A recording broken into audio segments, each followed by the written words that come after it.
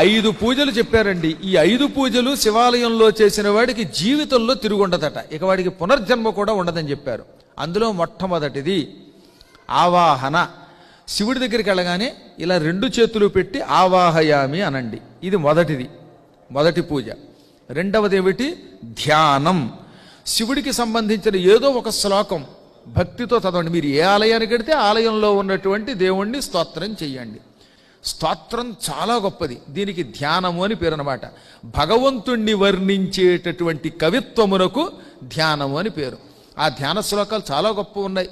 అందులో ముఖ్యంగా శివుడికి వందే శంభు ఉమాపతి అనే ఒక శ్లోకం ఉంది, చాలా ఇష్టం తెలుసిన. ఇలా ధ్యానం చేయండి గుళ్ళోకి వెళ్ళి. వెంటనే దానివల్ల ఈ జన్మలో కావలసిన భుక్తి లభిస్తుంది. ఇంకా మూడవది ధూపం. ఈశ్వరుడికి అత్యంత ప్రీతిపాత్రమైన ఉపచారములలో మూడవది ధూపం. ధూపం బాగా ఇస్తే, శివుడికి బాగా సాంబ్రాణి వెలిగించి లేక అగరత్తులు వెలిగించి ధూపు స్టిక్కులు వెలిగించి పొగ పెడితే వద్దంటే డబ్బు వస్తుంది. ఇంకా దీపం వెలిగిస్తే జ్ఞానం కలుగుతుంది. ప్రదక్షిణ మహాపాపాలు తొలగిస్తుంది.